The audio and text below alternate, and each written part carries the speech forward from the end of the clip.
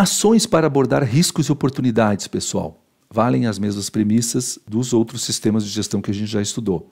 Aqui temos um exemplo de matriz de avaliação de riscos, então pode ser usada essa metodologia, pode ser usado o GUT, pode ser usado o FEMEA, qualquer que seja a ferramenta de avaliação de riscos que a empresa entenda mais adequada à sua realidade. A matriz de avaliação de riscos normalmente utiliza a análise de probabilidade de impacto, né? Então, onde a gente avalia qual a probabilidade daquele risco ou oportunidade se manifestar e qual o impacto que isso vai ter na organização. No caso aqui, principalmente com relação ao impacto ambiental. Então, a gente vai, de acordo com essa classificação aqui, uma escala que vai quanto à probabilidade do quase certo ao raro e quanto ao impacto do sem impacto ao gravíssimo. A partir dali, então, a gente tira as nossas prioridades. Não precisa atacar tudo, mas dentro de critérios bem definidos, atacar o principal. Então, pessoal, a partir de uma análise qualitativa, eu posso transformar isso aqui numa análise quantitativa. Vocês estão vendo aqui, para cada corzinha tem uma numeração. Dependendo em qual desses retângulos eu enquadro a oportunidade ou o risco, eu tenho uma nota. E a partir disso aí, então, a gente define alguns critérios. Tá? Então, é fundamental que a gente tenha uma determinação clara e documentada das situações de emergência ambiental, como, por exemplo, aspectos ambientais de risco ou com significância igual ou superior a 5. Isso aqui é apenas para delimitar situações de emergência, mas é importante que a gente tenha essa quantificação e, através dessa quantificação, a gente determina o que vamos atacar primeiro.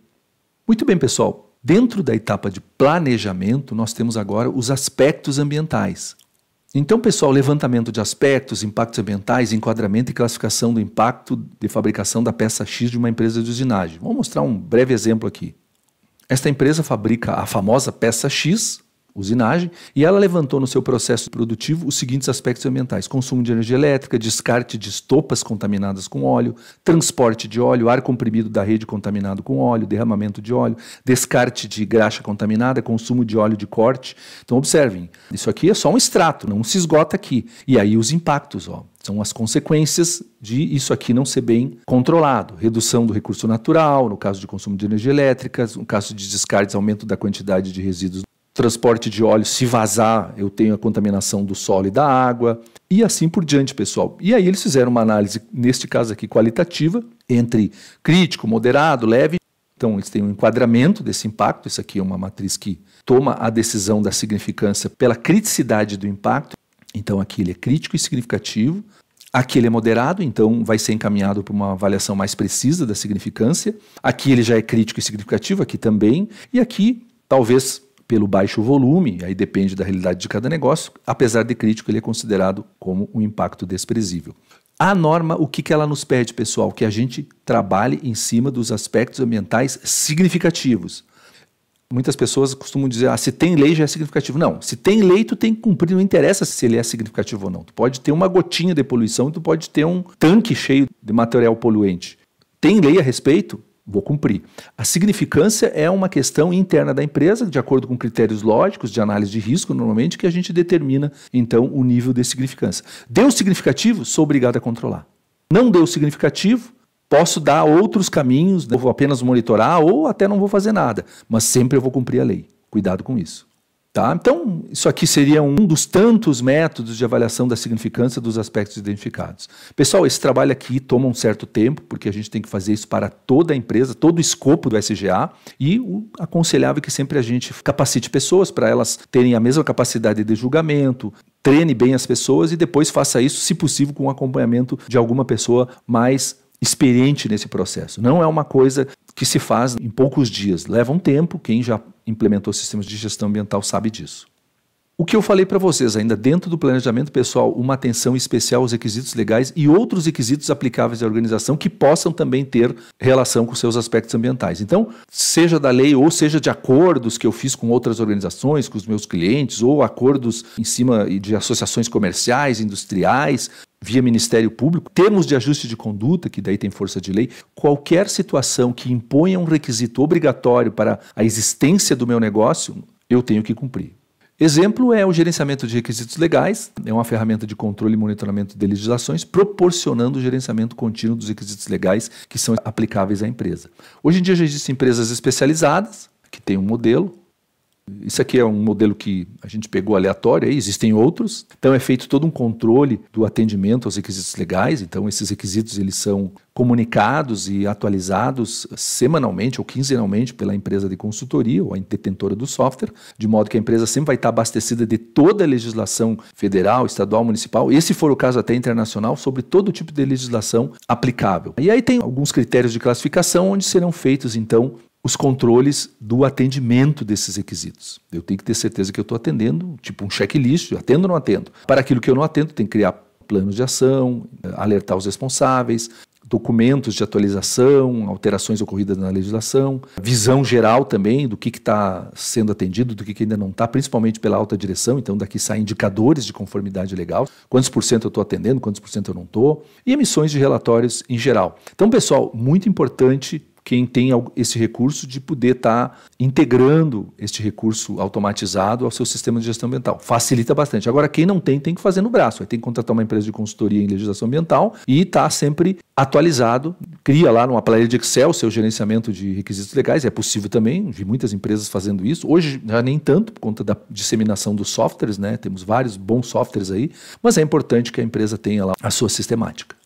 Muito bem, pessoal, então vocês viram lá todo o planejamento com base nas minhas questões internas e externas, oportunidades e riscos, que vem lá do capítulo 4, a exemplo do que nós vimos na ISO 9001, o capítulo 4 então alimenta o capítulo 6 na questão oportunidades e riscos. Levanto tudo, priorizo com as minhas ferramentas de gestão de riscos e digo o que eu vou priorizar para o planejamento das minhas ações. Além disso, todos os aspectos ambientais, também os significativos, então sou obrigado a fazer alguma coisa. Acrescente-se também todos os requisitos legais e outros requisitos pertinentes, aí eu sou obrigado a fazer se aquilo for aplicável à minha empresa ou ao tipo de material que eu estou usando, e aí eu tenho que planejar ações para isso. Essas ações podem ser ações de rotina, como podem ser ações pontuais. Aqui a gente vai apresentar um plano de ação de gestão ambiental bem resumido, apenas a título de ilustração. Tá? Então vocês têm aqui ó, o 5W2H, né? O que, quem, quando, onde, o quem, como, quanto. Então, o que eles colocaram no plano de ação deles para uma determinada situação lá que foi mapeada como prioritária? Tratamento e reutilização de resíduos sólidos. E aí tem todo o detalhamento aqui, inclusive um orçamento que depois vocês vão ver vai entrar na parte de recursos.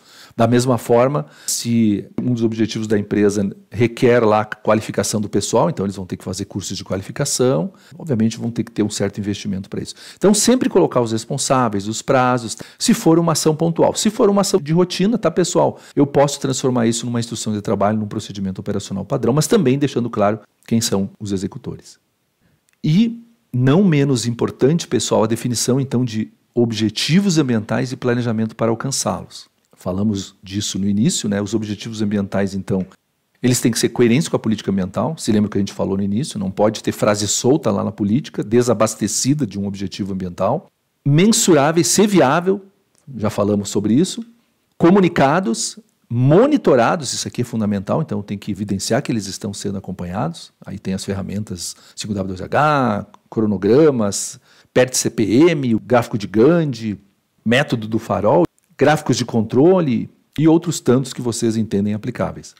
Tem que ser atualizados mensalmente ou às vezes até diariamente, dependendo do nível de urgência, preocupação, da prioridade daquele objetivo. Tá, pessoal? Então, metas importantes, tem que colocar coisas que realmente ajudem a empresa, resolvam problemas ambientais, contribuam para a participação da empresa na melhoria do meio ambiente. Tem que ter atividades proativas aqui. Não pode simplesmente ficar só no atendimento da lei de uma forma reativa. Como muita gente faz hoje, mas quem pretende implementar um sistema de gestão ambiental, pessoal, é porque já entende que existe a necessidade de ser proativo na questão ambiental. Não dá para esperar por todo mundo, eu tenho que fazer a minha parte.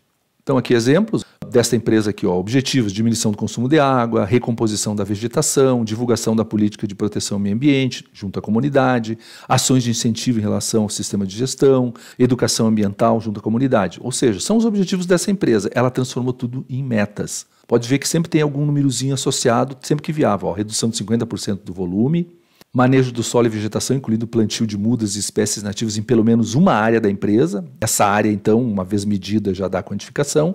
Divulgação na comunidade, no mínimo 5 escolas. 5 escolas, então, já dão a mensuração. Fomentar maior participação, incentivando no sentido de que todos os departamentos tomem medidas responsáveis com relação ao meio ambiente. Aqui não aparece, mas Quando fala todos os departamentos, eu já estou dando uma ideia de 100%. E aqui, ó, pessoal, promover a educação ambiental, distribuição de 1.001 mudas de árvores, não sei por que 1.001, mas foi o que eles colocaram, para colaboradores ou clientes e ou comunidade no decorrer do ano. Então, objetivo, pessoal, vocês sabem que é um enunciado que só te dá uma intenção de chegar em algum ponto, mas o que dá a precisão é a meta com um número, né? Meta com valor, com prazo, isso a gente já aprendeu. Então, não muda nada aqui. Se eu preciso metas bem objetivas na questão da qualidade, preciso também na gestão ambiental.